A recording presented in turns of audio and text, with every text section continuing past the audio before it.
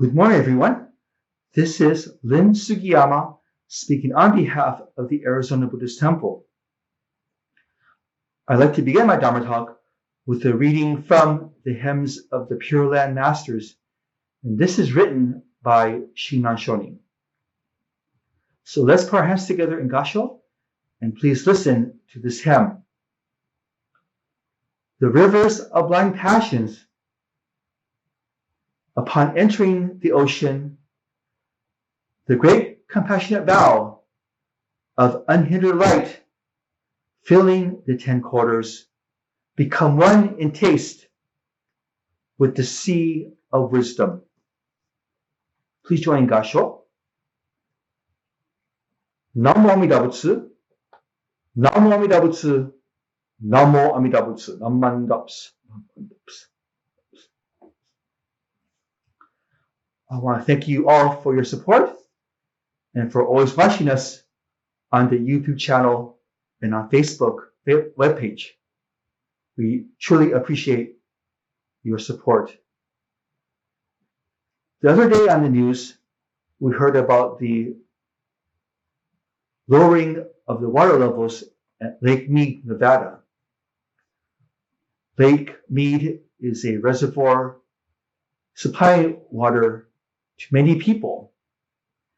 It supplies water to Arizona, to Nevada, and also a part of California. This reservoir serves around 25 million people, and it also serves for a water source for farmland to grow crops and vegetables for all of us to eat. When we think about water, we realize how important it is. And for a human, we cannot live without water for more than 3 or 4 days. Without water, we perish. So we understand how important water is in our daily lives. We may not think much about what we have in our water bottles, but we always enjoy having either hot water, warm water, or cold water. When we take a shower, we always like hot water.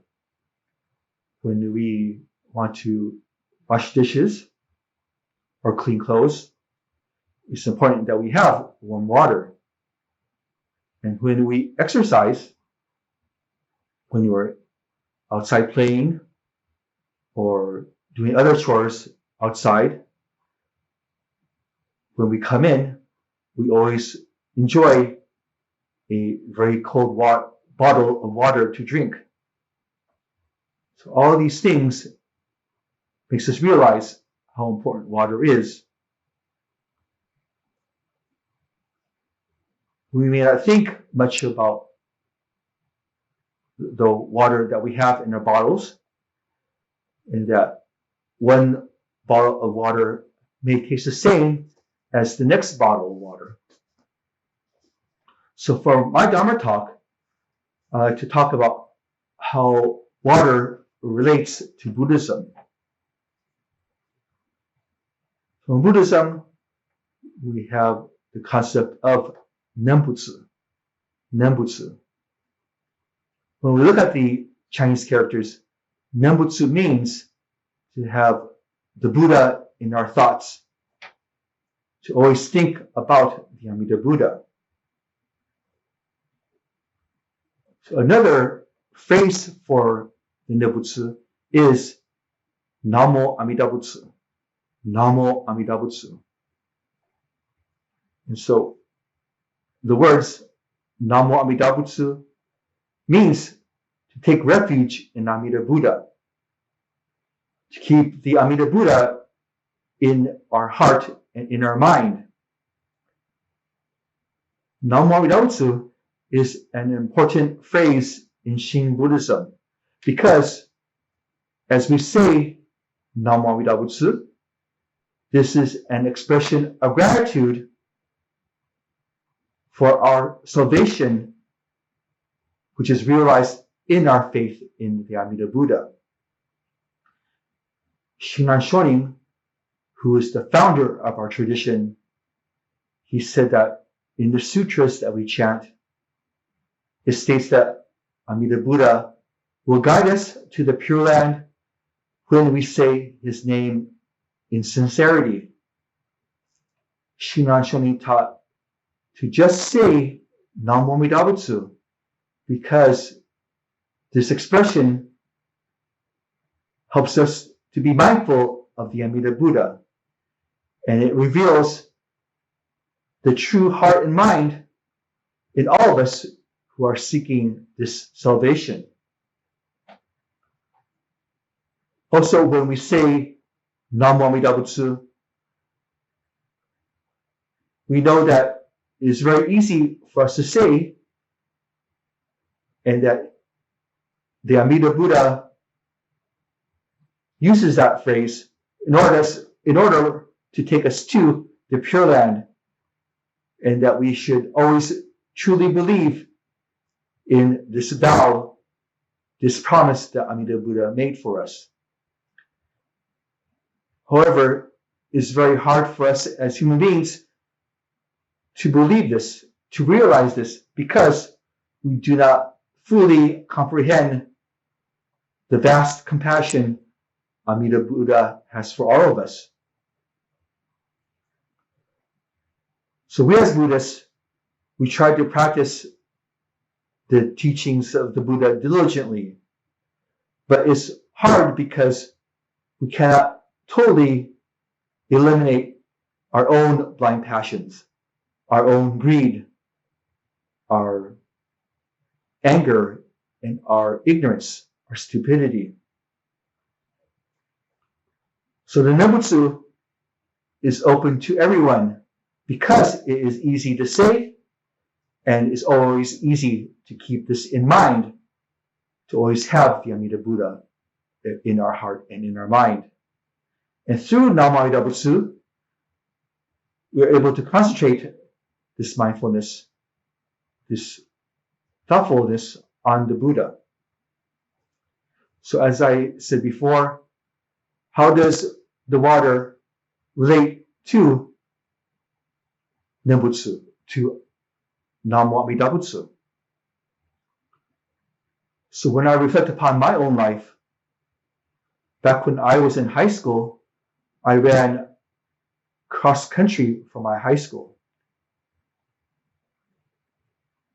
So with my teammates, every day for practice, we would run between 3 to 10 miles every weekday for practice.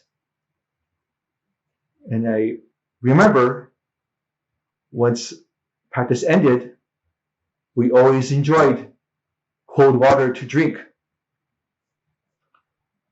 So whether the weather was nice or whether the weather was bad, when the weather was bad, I remember times where we had to run while it was snowing. But always after practice, we were able to have this cold drink of water. And I remember how much it refreshed us. And so we were able to practice more with the water that we drank.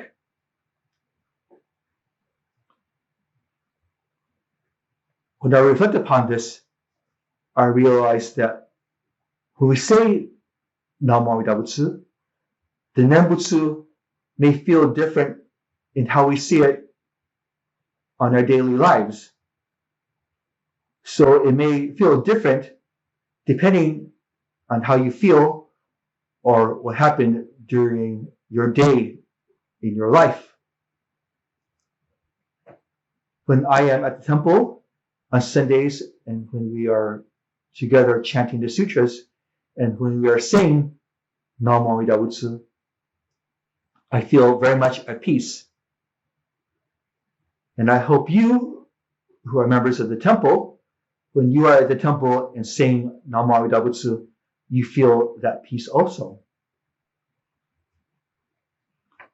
But it can also work for us on our sad or hard days also. I remember one day I had heard that my cousin had died in a horrible car accident. And I remember feeling very sad. But when I uttered the words Namo Amida Butsu, I felt comfort. I felt comforted by these words. And it gave me the strength to carry on for that day. So how many of you say Namo Amida Butsu, whether you're happy, whether you're sad, or whether you've had a difficult day? So realize that although it is easy to say, often we do not practice it on a daily basis.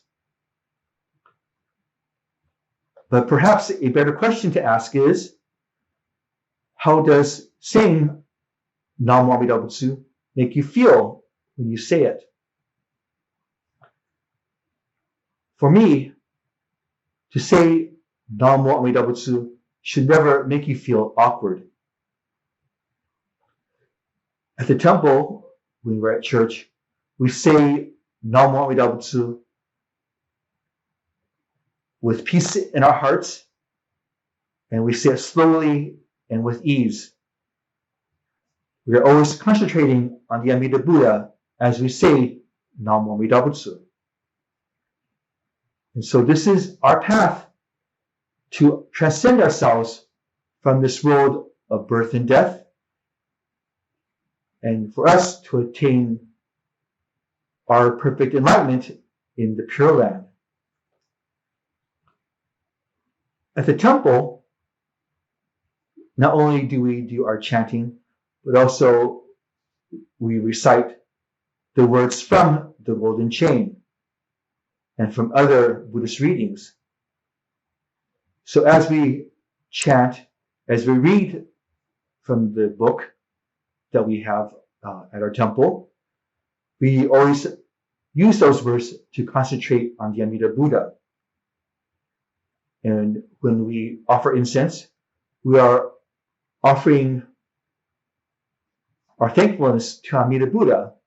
And so by doing this, these are also ways of expressing our Nembutsu to the Amida Buddha. We're always saying Namo Amida Butsu through all these practices that we do at the temple. So I hope that you feel comfort as we are going through services, and even in your daily lives at home. I hope you feel comfort in saying Namo Amida Butsu daily. So just like a bottle of water, saying Namo Amida Butsu may taste differently each day. We say the words Namo Amida Butsu any time of the day to show our gratitude for Amida Buddha's grace and compassion. Whether we feel sad, whether we feel happy, whether we need to feel peace or to be given spiritual strength, these are the times when we say and when we need Namo Amida Butsu the most. This is just like water. When we need to quench our thirst, when we need that water, it is there for us anytime. Nembutsu, Namo Amida Butsu, is there for us anytime. So always remember that we need to open our minds and hearts to truly understand these Buddhist teachings. In my earlier reading from the Hymns of the Pure Land Master, I state that various rivers flow into the ocean to become one in taste, to become one source of water. And so for Shinan Shonin, in his writings, the water and the ocean are important metaphors. The water comes from the river of blind passions, and so this represents our mind, that we're always feeling this greed, this anger, and ignorance. But with this water, we're able to train our mind to flow into the greater ocean of the Amida Buddha. And so the ocean becomes this vast symbol of our faith in the Amida Buddha. The ocean symbolizes the great compassion Amida Buddha has for all of us. So in our minds, whether we are good or whether we may have evil thoughts, we are all taken into the Amida Buddha's ocean of accepting us as we are. So when we think about water, we think about how good it tastes when we need it the most. And so when we say Namo Amida Butsu, I hope it gives you peace and strength when you need it the most. And so this comfort that we feel from saying the Nebutsu, this will deepen our faith in our spiritual salvation in Amida Buddha. So I want us to always think about this, and to strengthen our minds in the Buddha's teachings. So this concludes my Dharma talk. I want to thank you for listening. In conclusion, I'd like to again read from the hymns of the Pure Land Masters. Let's put our hands together in Gasho. The rivers of blind passions go into and enter the ocean. The great compassionate vow of unhindered light filling the 10 quarters become one in taste in the sea of wisdom. Please join me in Gasho. Namo Amida Butsu. Namo Amida Butsu. Namo Amida Butsu. I want to thank you again for listening. Please have a good day.